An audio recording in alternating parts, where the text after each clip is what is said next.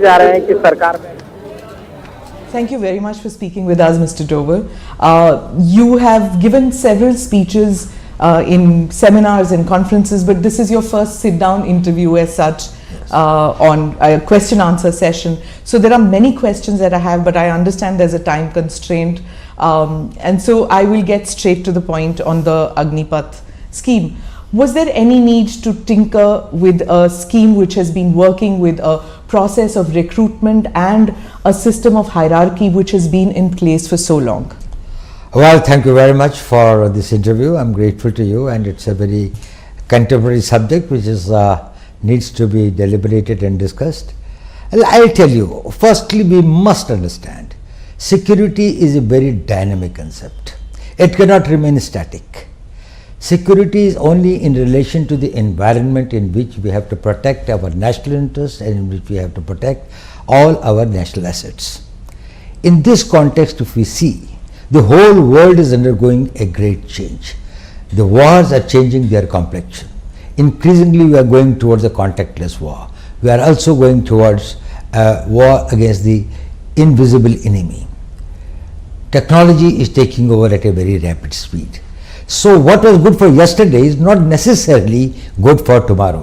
जो हम कल कर रहे थे वही भविष्य में भी करते रहें तो हम सुरक्षित रहेंगे, ये संभव नहीं है।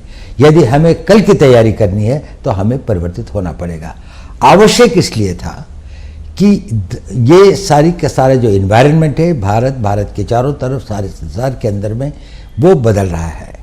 दूसरा, इसको एक परिप्रेक्ष्य में देखने की जरूरत है। There is a need to look at it in a perspective. ये अग्निपथ अपने में कोई योजना नहीं है, यह अग्निपथ अपने में कोई स्टैंड अलोन साइलो नहीं है। प्रधानमंत्री नरेंद्र मोदी जी जब सत्ता में आए 2014 में, तो उनकी सबसे बड़ी प्राथमिकता, one of his prime priority was how to make India secure and strong. And that required many avenues, that required many steps, multitude of them. Broadly speaking, they come under the four heads. It requires equipment, it requires change in systems and structures, it requires change in technology, it requires change in manpower, policies, and they have got to be futuristic. कल और भविष्य की तरफ देखते हुए हमारे को इन चारों क्षेत्रों में अपनी प्रगति करनी है। आपने देखा होगा, अगर आप पिछले 8 सालों के अंदर में देखें तो स्ट्रक्चरल एंड सिस्टमेटिक चेंजेस बहुत सारे हुए हैं। मान लिया जाए कि सीडीएस का वो था, पिछले 22-25 साल से पड़ा हुआ था, ये डिमांड थी, ग्रुप ऑफ मिनिस्टर्स की रिकमेंडेशन थी, लेकिन राजनीतिक इच्छा शक्ति न होने के कारण ये इम्प्लीमेंट नहीं हुई। हमारे यहाँ साइबर थ्रेट्स पैदा होने शुरू हो गए थे। डिफेंस साइबर एजेंसी का निर्माण एक स्ट्रक्चरल एंड सिस्टमिक चेंज था। डिफेंस स्पेस एजेंसी का आज से 5 साल 10 साल पुराने सैनिक इसकी कल्पना भी नहीं कर सकते थे कि आज हमारी डिफेंस एजेंसी की अपनी स्पेस की एक इंडिपेंडेंट एजेंसी है, एक इंडिपेंडेंट वो है। इसी प्रकार से बहुत सारे जो सिस्टम्स एंड स्ट्रक्चर्स भी चेंज किए गए। दूसरा जो क्षेत्र था जो है इक्विपमेंट का, आज हम आपने देखा होगा सरकार ने अपनी सेना के लिए कितने नए तरह के वेपन्स, हमारे पास में जो असॉल्ट राइफल थी जिस पर हम डिपेंड कर रहे थे 7.62, वो शायद इतनी कारगर नहीं थी, अब उसको रिप्लेस किया जा रहा है भारत में बनी हुई AK-203 के साथ में। ये एक बहुत ही कामगर और दुनिया की one of the best assault rifles होगी। इसी प्रकार से अगर हम देखें, चाहे वो पनडुब्बियों के क्षेत्र में है, चाहे वो personal equipment of the soldier है, चाहे वो एयरक्राफ्ट्स हैं, हमने लाइट कॉम्बैट एयरक्राफ्ट का और अब ये 5th जनरेशन एयरक्राफ्ट एमका का हम निर्माण कर रहे हैं। तो इक्विपमेंट के क्षेत्र में एक बहुत प्रगति की जा रही है। और एक है टेक्नोलॉजी का फील्ड जो सबसे ज़्यादा कॉम्पिटिटिव फील्ड है। इसमें पैसा भी बहुत लगता है और बहुत कुशल वैज्ञानिकों की आवश्यकता होती है। We need the top scientist who are globally competitive and others. देखिए, इस सरकार के टाइम के ऊपर में अंतरिक्ष के अंदर में जो बड़े नए संकट आए, सारे का सारा वारफेयर जो है वो सैटेलाइट कंट्रोल होगा। आपका जो हवाई जहाज चलेगा या आपके जो रडार्स काम करेंगे वो सब satellite communication and satellite control होंगे। पर सर ये अग्निवीर जो है उनकी ट्रेनिंग सिर्फ 1 या 3 महीने की होगी, मतलब आर्मी चीफ ने कहा है दैट बाय दिसंबर रिक्रूटमेंट हो जाएगी और मार्च तक डिप्लॉयमेंट हो जाएगी। ये कहाँ से आप उनको ट्रेनिंग दे सकते हैं रेडार या सबमरीन के लिए? How to run it, how will you train them इतनी जल्दी? मैं आपको इस पॉइंट पर आता हूँ, ये बहुत अच्छा पॉइंट है, मैं आपको अभी बताता हूँ, but I just tell you before that let me tell you that is in the field of technology we have done a great this thing. We have got light combat aircraft, we have got AMCA, we have got submarines that we have made, we have given the nuclear submarines that we have launched, and we also became a space power. We have hit at the satellites, and the fourth pedestal of it is the manpower reorganization. Now, in the manpower reorganization, the point that you have raised was that is we must have a young, agile, fit, well-trained army. Okay. It is a contradiction. It's a paradox.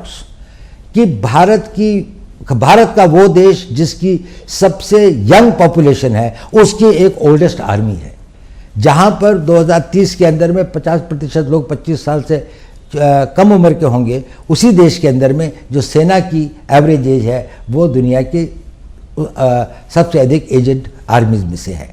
तो हमें उसको ठीक करना था। अब आपने प्रश्न किया कि यदि हमारे को अग्निवीर बनाते हैं या हम अग्निपथ के रास्ते पर चलते हैं तो किस प्रकार से हम उनकी ट्रेनिंग और उनको इक्विप कर पाएंगे इन नई चुनौतियों का, to meet the new challenges and the threats.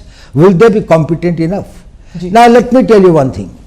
First point you must understand, Agniveer will never constitute the whole army. Agniveer केवल पहले 4 साल में रिक्रूटेड जवान होंगे। बाकी लोग जो होंगे जिनका की proportion एक बहुत बड़ा होगा, वो अनुभवी होंगे, they will be experienced, they will be trained and other, and these Agniveers, those who become the regulars eventually will go through more intensive training, will acquire the experience, will become more battle worthy and more experienced over the period of time.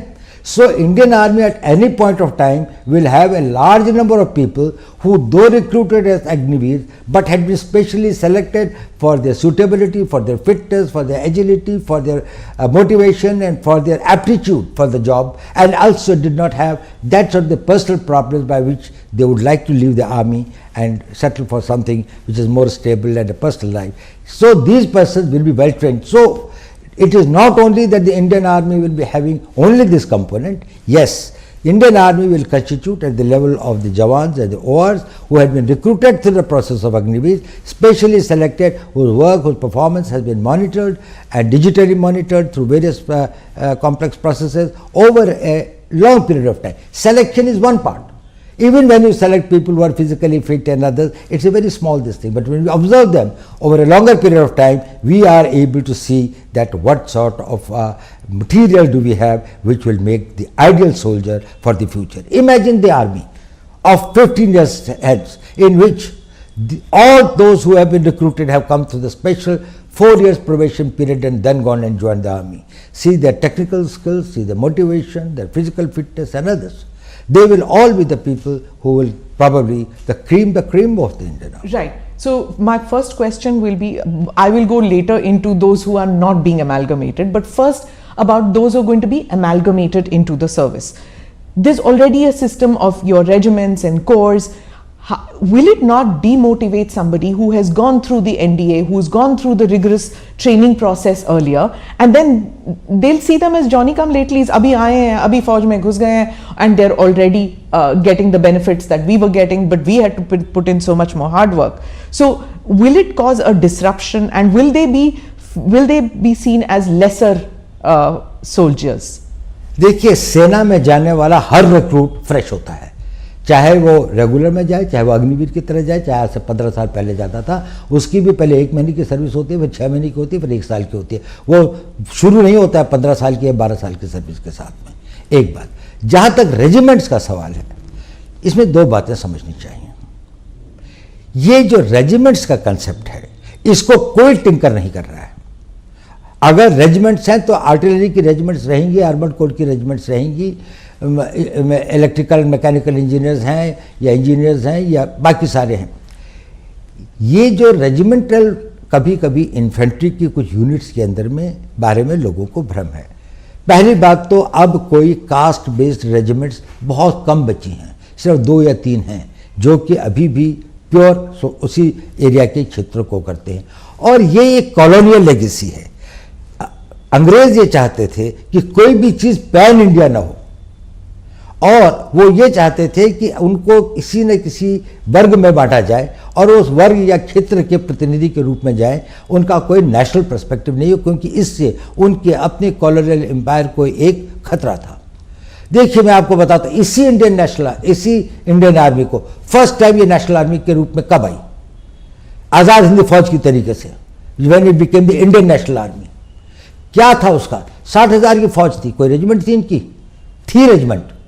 इनकी regiment थी Rani Jhansi regiment, इनकी regiment थी Mahatma Gandhi regiment, not an Ahir और राजपूत और ये नहीं थी। हाँ। और कितना सैक्रिफाइस किया इन्होंने?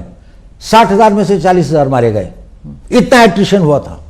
दुनिया के अंदर में किसी लड़ाई के अंदर में इतना एट्रिशन एंड कैजुअलिटीज नहीं हुई है जितनी इंडियन नेशनल आर्मी ने इम्फाल, कोहिमा के और सिंगापुर के बैटल्स के अंदर में गंवाए हैं। वो किसके लिए लड़ रहे थे? उनमें रेजिमेंटल प्राइड नहीं था क्या? उनके लिए वो नहीं था, वो भारत के लिए लड़ रहे थे। They were the soldiers of India. They called themselves as the Indian National Army. But so do the regiments here, right? That's now. right. So they will continue. Okay. That's what I'm telling you. They will have the nomenclature. There will be the regiment of this. Who has? I do not know how this concept has come that anybody is tinkering with the regimental pride or the regimental ethos. उसका अपना tradition होगा। अगर कोई एक battalion है, उसकी अपना एक वेलर है, उसकी अपनी एक हिस्ट्री है, तो वो हमेशा बरकरार रहेगा और उसमें बढ़ोतरी होती जाएगी। मैं अब इसका हुआ ये है कि हमने ये कहा कि एक ऑल इंडिया कॉम्प्लेक्शन होगा इंडियन आर्मी का। इसको लोगों ने कहा कि रेजिमेंटल सिस्टम खत्म हो गया। रेजिमेंटल सिस्टम खत्म नहीं हुआ। इन्फेंट्री रहेगी, आर्टिलरी रहेगी, आर्मर्ड कोर रहेगा, सिग्नल्स रहेंगे। इन्फेंट्री के अंदर में भी ग्रेनेडियर्स हैं, के अंदर में गार्ड्स हैं, रेजिमेंट ऑफ गार्ड्स है। रेजिमेंट ऑफ गार्ड्स में किसका जाति के लोग हैं? कितना स्प्लेंडेड वो है उनका। ग्रेनेडियर्स है, उसमें किस जाति के, धर्म के, एक क्षेत्र के लोग हैं। हमारे जो परमवीर चक्र जो है, जब उनको मिला तो ये ग्रेनेडियर्स ने जितने ऑनर्स एंड बैटल ऑनर्स उन्होंने लिए हैं। तो ये सिर्फ हम ये चाहते हैं कि भारत के हर नागरिक, हर यूथ, हर युवा, every youth of this country who has got a desire and a motivation and feels a sense of commitment to defend the country, he gets an opportunity. His youth, his energy, his talent is poured towards making this country strong and impregnably defendable. What happens after those 4 years are over and they don't find space in the services, and they don't find space in the paramilitary? Because the reason I'm asking is कुछ loose comments आए हैं कि वो plumber, electrician बन सकते हैं, security guard बन सकते हैं। तो फ्यूचर को लेके थोड़ा बहुत एप्रीहेंशन कर लीजिए या डर है लोगों में कि how will they be better of after the 4 years? Will they have a skill set which is market friendly, which they can get jobs? I think this is one of the biggest misunderstanding that has been created either deliberately or by lack of full knowledge and understanding of this thing. We are talking about a young man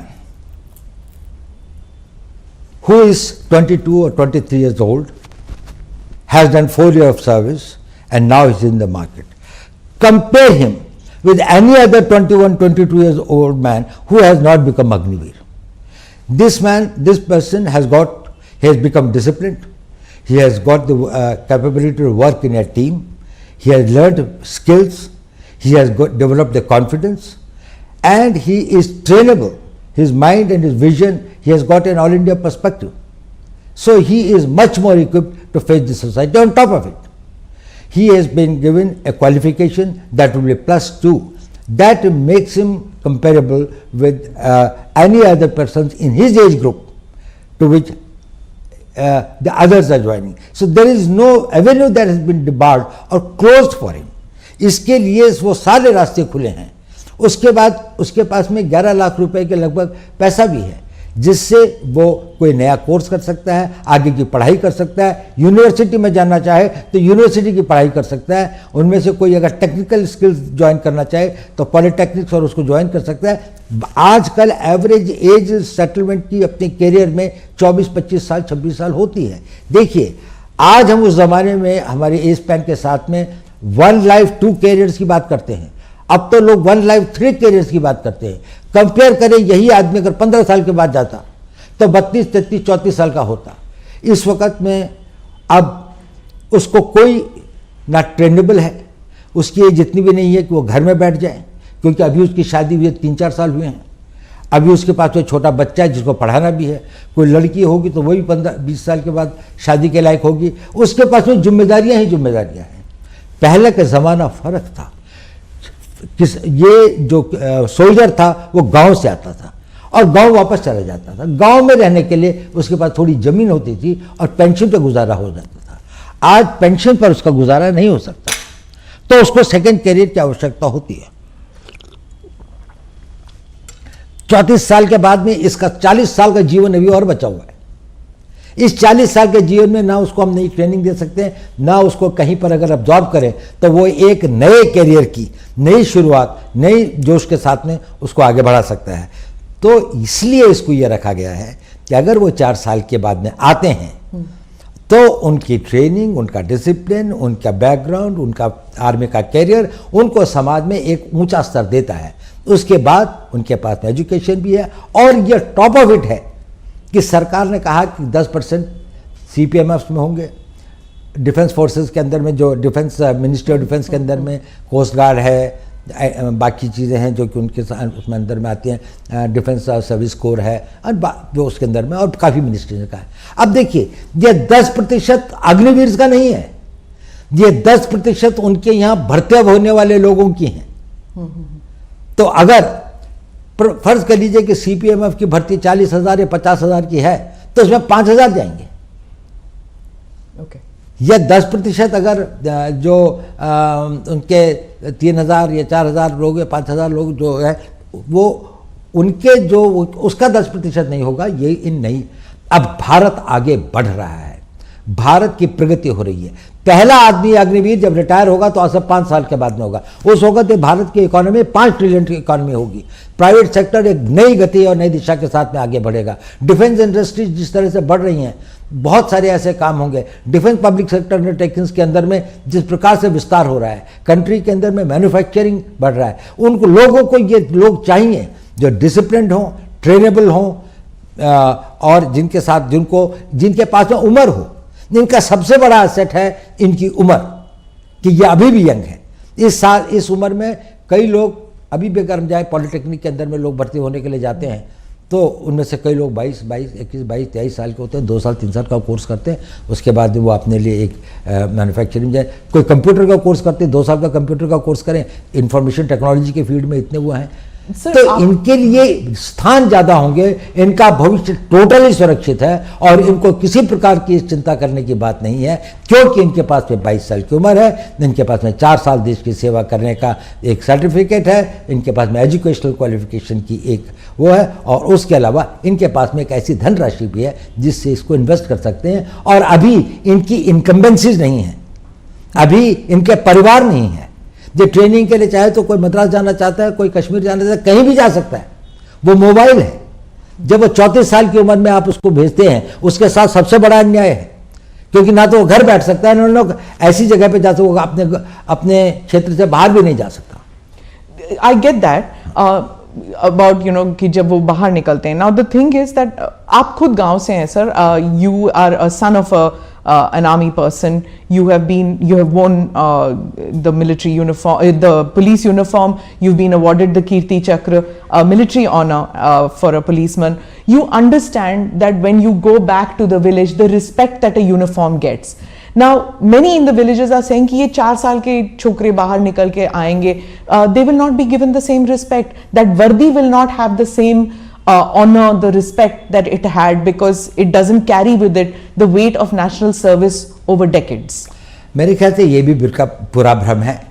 गांव के अंदर में अभी भी इनकी उतनी प्रतिष्ठा और इज्जत और सम्मान होगा, गांव में नहीं गांव के बाहर भी।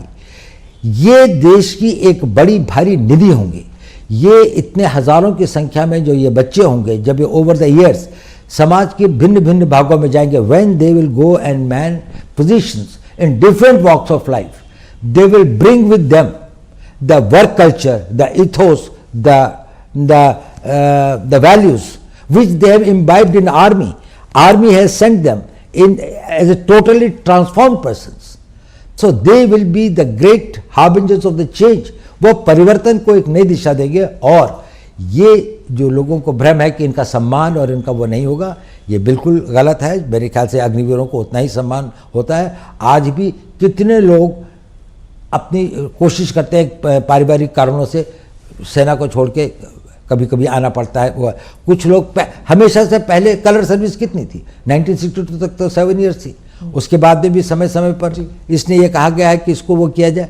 तो 7 ईयर्स की कलर सर्विस के बाद में जो आदमी जाता था उसको क्या सम्मान मिलता था, इसको अधिक सम्मान मिलेगा क्योंकि इसके पास में आगे का कैरियर भी है। Sir, if this scheme was so overdue, so necessary, keeping in view that wars have changed, the nature of wars have changed, and the nature of the requirement of manpower has changed for India, अगर ये इतना overdue था तो इसके against इतने protest, इतने sudden protest क्यों हुए? देखिए ऐसा है, इसमें दो तरह के प्रोटेस्ट या अपोजिशन है मैं कहूँगा।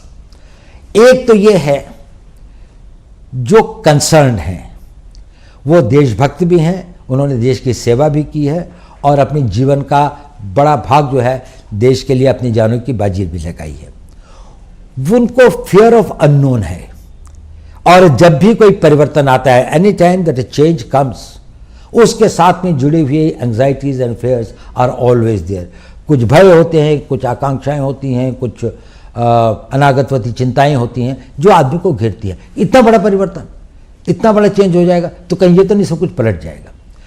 तो ये हम इसको समझ सकते हैं। इसके लिए आपने देखा होगा, यदि आपने 15 तारीख जून के बाद में जैसे जैसे इन लोगों को अधिक सूचना और पूरी बात का पता चल रहा है और भी बातों का समय के साथ पता लगेगा, वैसे वैसे ये लोग इसको समझ रहे हैं कि ये तो हमारी बड़ी पुरानी आवश्यकता थी, इसमें हमारे वेटरन्स भी शामिल हैं और ये एक अच्छी चीज़ है। उनके कंसर्न हैं कि इनका क्या होगा।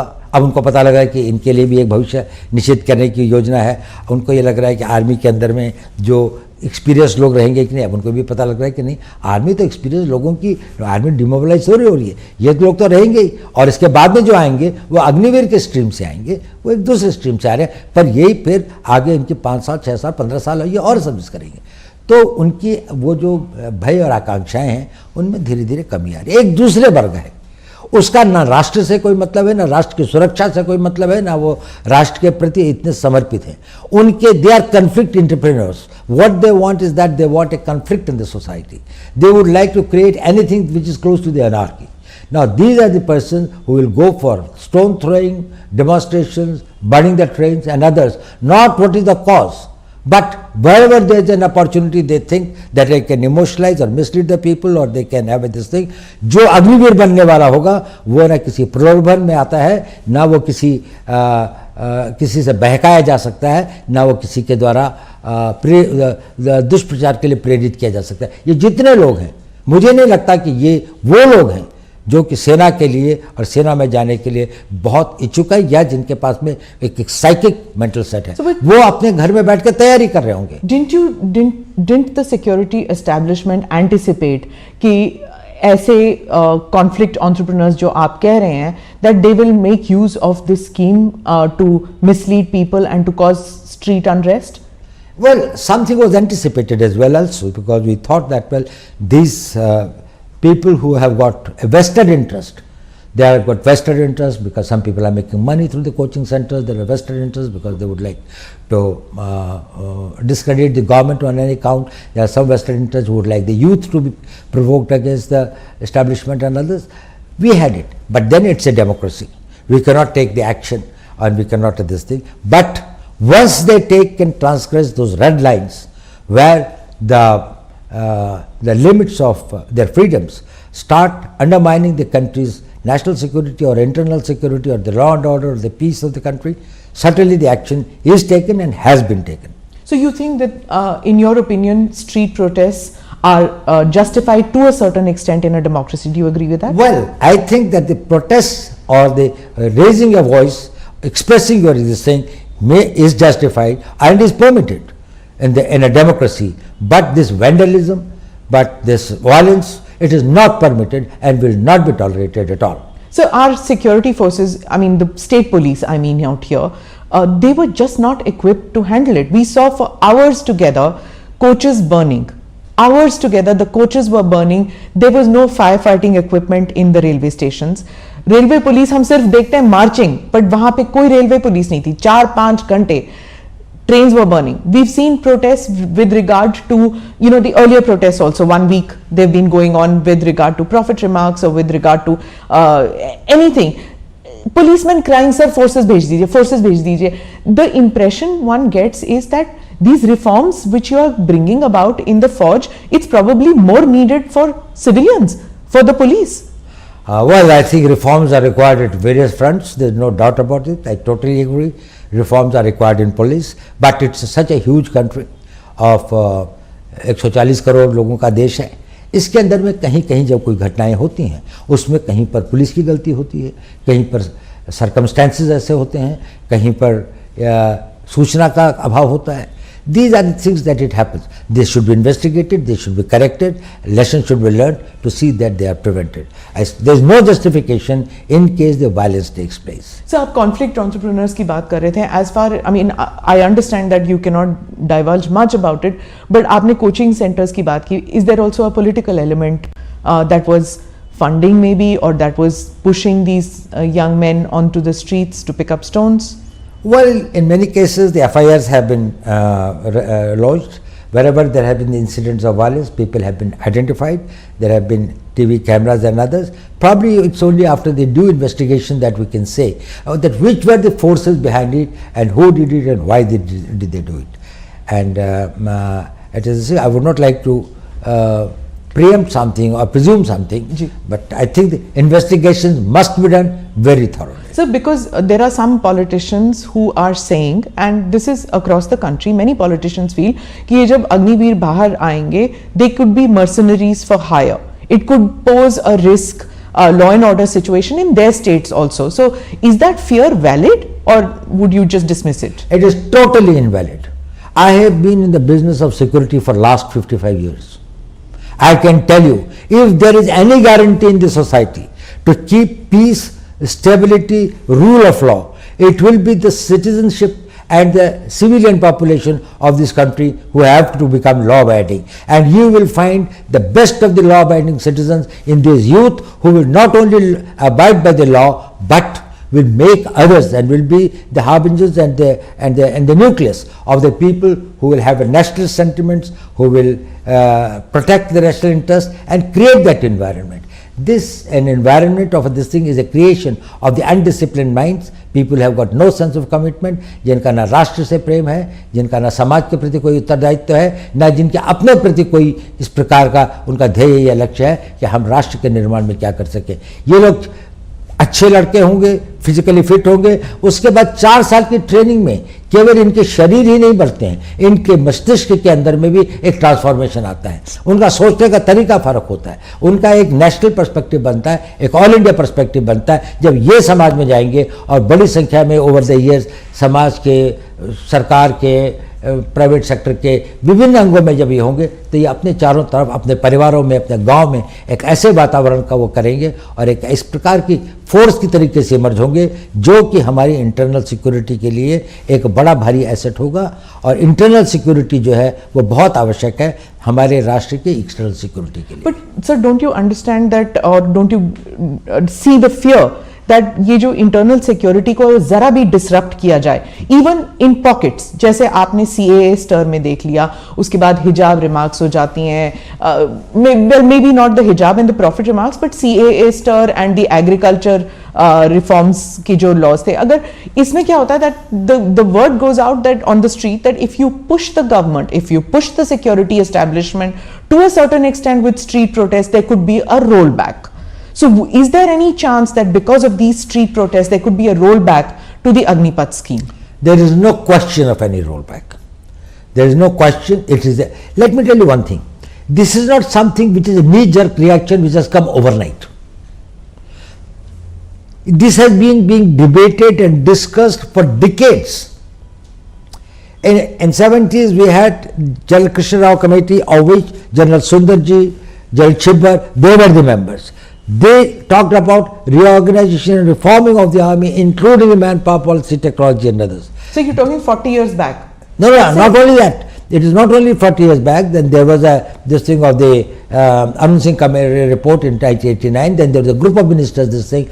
Arun Singh Committee would be 30 years then. So what you're telling me, systematically there have been... No. Every time it was being felt, there was this thing of the Subramanian Committee report, the Kargil committee report. So again, that is 30 years. Again, they said, then there was a group of ministers report. Okay. And then all these consistently had a refrain, go for a young army. So across the army's demand. Across different political parties which have been in power. But there was a problem. While everybody realized that it was necessary, nobody had the will and the ability to take the risks. I'll tell you an example. Ministry of Defence in 2006 wrote a letter to the Ministry of Ministry of Defence wrote a letter to the Ministry of Home Affairs that we are thinking of implementing this thing. Will the CPMFs be able to take some people on this thing, the reserve for that? Home Ministry gave a reply to the Defence Minister's letter that we are forming a committee under the Director General BSF to examine the matter. That committee's report has never seen by anyone. That letter of the Defence Minister was never sent back. Defence Minister never sent any reminder. It is that. So when was this? It was in 2007. Okay. The letter was sent in 2006 and 2007 the committee was formed. So this is bureaucracy going round and round? No, it's not a bureaucracy. It was a political will. That is, it is such a big problem. It's such a huge mass. Who will dare getting into it and bringing about the change? It can happen only with a leader like Prime Minister Modi, who will say that if this is in the national interest, if this will make India strong and secure, then no risk is big enough, then no cost is high enough. Even if it is a political cost, I will pay it, because he visualizes what happens to the Indian army 15 years from now. Security is not only thinking about your generation, also about the future generations. You will have an army which has been recruited and selected, and they have got manned by the people who have got the highest degree of fitness, agility, training, capabilities and others. They would be manning it. And then there will be a civil society in which you will have thousands of people who are there to bring about the change. They will be the catalysts of change. So Prime Minister Modi just yesterday has said that any kind of reforms that come, they disturb the status quo, who have benefited from status quo. Is it that this Prime Minister has the forge and the bureaucracy with him, that earlier Prime Ministers didn't have it, and that is why the MOD, the MHA, the defense, the uniformed soldier, they are not on the same page? Is it that the earlier Prime Ministers didn't have it and this Prime Minister has it? Well, yes, this Prime Minister, firstly, he has got a very clarity of vision, and he has got the ability to take decisions. He is very right in telling that all status quoists will have some doubts, will have some genuine fears. It requires a certain clarity. There is a lot of clutter and confusion, and to take it out, you need a very clear-headed leadership. When he is clear-headed, people down the line also become clear-headed. Probably the earlier regimes created a muddle because they themselves were not clear. What did they want? What transformation they want to bring about? And what is the cost, and are they prepared to pay that cost? With the Prime Minister, I think the entire army, and let me tell you one thing, late General Rawat, he is not here, he was one of the persons who was spearheading it very this way. Successive army chiefs in the last few years, I think it has been going on for last 3 years or something like that, that we had been deliberating and thinking and this thing like that. I had seen large number of meetings over this thing and others. Smallest point, smallest detail has been gone into, and there is a total support, there is a total commitment, there is a total desire and also an enthusiasm about bringing about this change. That these doubts were in our minds also.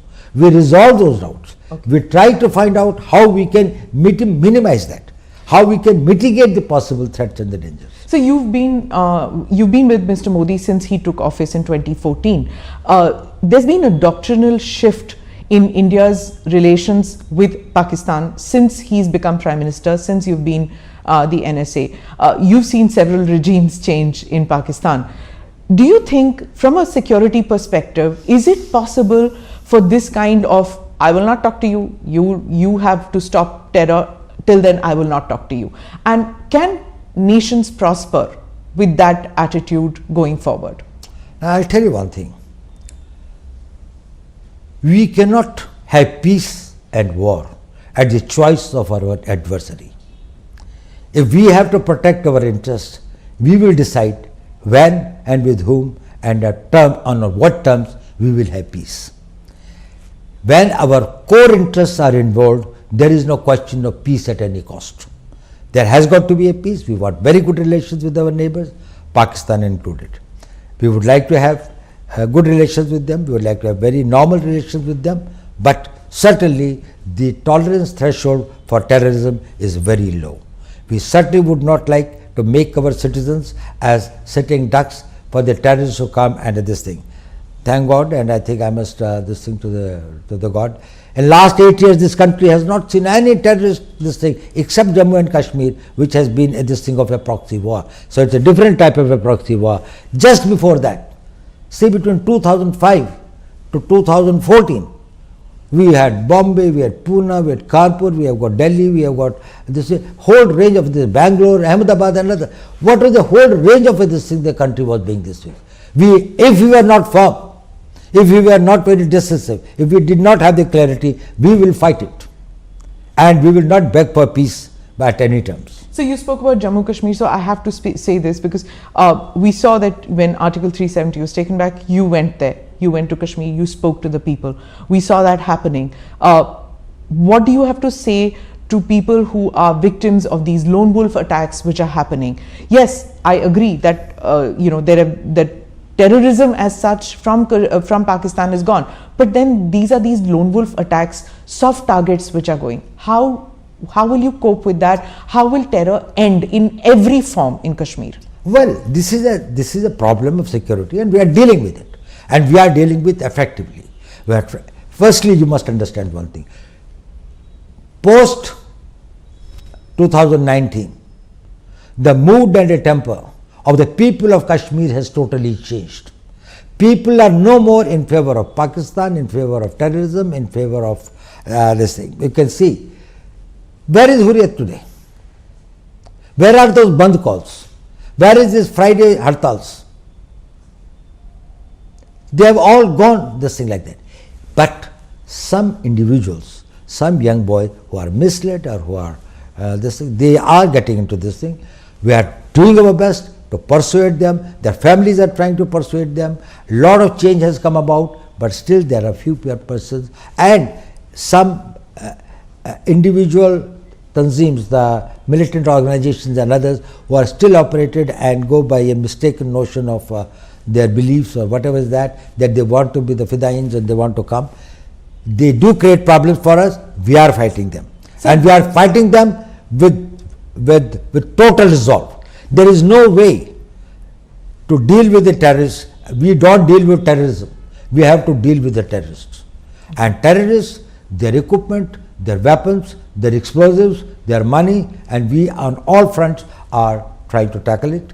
And we are very hopeful that in another few months we will be able to get it. The Kashmiri Hindus, especially the Pandits, they feel very let down, to some of them, that there is so much energy expended in bringing these terrorists or militants or separatists back into the mainstream, that those who have supported Mr. Modi, the BJP and this government all through, that they are being taken for granted and their security is not of paramount concern to the security establishment. Firstly, I don't think that is the real feeling of all Kashmiri Pandits or people who have been displaced. But yes, they are a vulnerable section. They need protection. They have got to be protected. Government has taken various measures in the past. Probably much more has to be done, and that is being done. We have got to see that wherever they are and whatever protection they require, because they can be the soft targets, and no government will be able to give an individual protection to each individual in any village or far off places. So we have to find out the systems, and best thing is that we go on the offensive against the terrorists and try to see that these persons who possibly can threaten their lives or their properties and others, they are accounted for. So, where are we vis-a-vis China? It's now 2 years since the Galwan incident, and there seems to be an uneasy peace. Do you feel that China has put on hold its expansionist policy with regard to us, with regard to Indian territory? Well, we have got a long pending a territorial dispute with China. We have made our both intentions and this thing very clear to China, and they are aware of the fact that, well, we will not tolerate any transgression. There had been some unsavory incidents in 2020. We have been able to, through the talks, through the negotiations, through the persuasion and others, resolve some of it. Few points still remain to be resolved, and others. We will continue our efforts. At the same time, we have got to ensure that is we are vigilant and we are able to protect our borders totally. So, internal security, external relations, these are mainly conducted behind closed doors, in hush hush manner. Some of it is visible to common people, but there is also a view that, keeping in nature with federal structure, things like what has been done, the Agniveer scheme, maybe there can be a more consultative manner in dealing with these apprehensions. Do you feel that there is a time, that the time has come to change how internal security is, decisions regarding internal security are taken in the country? Management of security is a highly layered phenomenon. There are layers and layers and layers. There has got to be this thing where there is a complete insulation, and it has got to be protected, and people should know only on the basis of need to know. If they have got either, if they can neither contribute nor that they are accountable for anything, and you take them into confidence and others, probably it is not from them, but once it becomes public, our adversaries will take advantage of that. So we have got to maintain a certain amount of secrecy.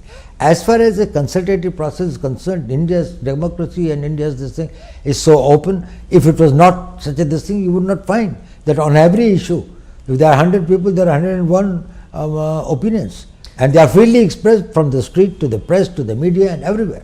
So you spoke about India's adversaries taking advantage of any kind of unrest which happens in India, but then we saw with regard to the Prophet remarks and the hijab protests, that people who we had presumed had become non-adversaries of ours had suddenly started making comments, had suddenly started doubting India's democracy or India's inclusive society.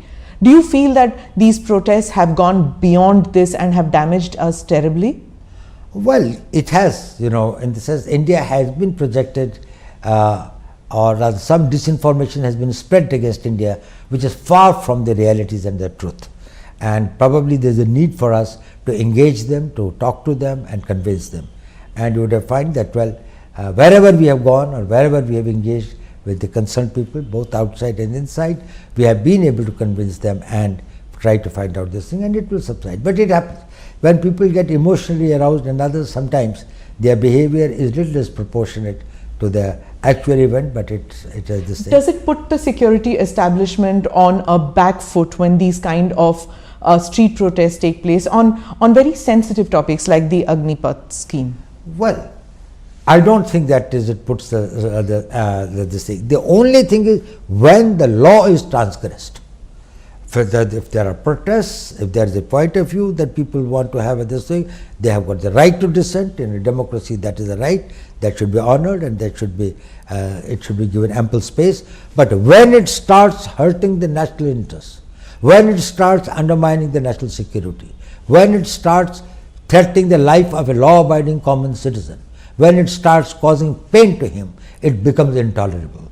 And this is what our law says, this is what our constitution says, and that is why the law enforcement agencies are bound by the law, they are bound by their oath to protect the people, to protect their interests, to protect their properties, and not allow the miscreants and the anti-social and the anti-national elements to make better of the society. So as I wrap up, I just have one question on Afghanistan and the recent attack on Sikhs out there, and India giving visas to them. Where is it going now? Are Hindus and Sikhs and other minorities, will they find home in India? Will there be, will we increase the number of people that we take from Afghanistan into India? What happens with CAA? Will that come into force? Well, I think it's very clear. CAA very clearly says that in our neighborhood, in case any of these the minorities there are on the basis of their religion are persecuted, we will give them. We have given the visas to a large number of Sikhs, and I think as the flights are available, some of them will be coming back, and others who will apply probably will look at their cases very, very sympathetically. So it was a very unfortunate incident. It should not have happened, but there are forces. You know that terror and this thing, violence, they are the things in which we have to live with in the modern times. But Government of India is doing everything, and it has assured the Sikhs there and the Hindus there. I think there are very few Hindus left there, but they have assured them that India will stand by its commitment and by its assurances. So towards the end, do you have any message for youth who feel disillusioned and disheartened that maybe some of them were part of the protest, regret it, and would like to take the Agniveers? Is it over? Are the doors shut for them? Well, as far as the message to the youth is concerned, ये message बड़ा clear होना चाहिए कि सेना में जो लोग जाते हैं वो केवल पैसे के लिए नहीं जाते, वो एक जज्बे के साथ जाते हैं। उनमें देश प्रेम होता है, उनके अंदर में राष्ट्र की भक्ति होती है, उनके अंदर में यौवन की शक्ति होती है। वो इसको इन्वेस्ट करते हैं अपने आप को और सोचते हैं हम देश के लिए क्या कर सकें। अगर वो भावना नहीं है तो आप इस करियर के लिए नहीं बने। इसमें केवल हम उन्हीं यूथ को चाहते हैं। आपकी ट्रेनिंग कितनी है, आपकी फिजिकल फिटनेस कितनी है, यह आवश्यक है, लेकिन इससे भी ज़्यादा आवश्यक है कि आपकी मानसिकता क्या है। तो अगर कोई भी यूथ अग्निवीर बनना चाहता है, और मेरा सारे यूथ को इस देश के से यही है, मेरा मैसेज यही है, पॉजिटिव हों, be positive, have faith in the nation, have faith in your leadership, when you join the army and others, the leadership there, have faith in the society and have faith in yourself. That is the most important thing. Swami Vivekananda कहते थे, पुराना धर्म कहता था कि नास्तिक वो है जो ईश्वर में विश्वास नहीं करता, नया धर्म ये कहता है कि नास्तिक वो है जो स्वयं पर विश्वास नहीं करता। अगर आपको अपने ऊपर विश्वास है तो आपकी फिजिकल फिटनेस, आपकी मेंटल फिटनेस, आपकी ट्रेनिंग, आपकी और आपकी आयु को देखते हुए आपके लिए सारी दुनिया पड़ी है। You can conquer the world, the whole world is for you.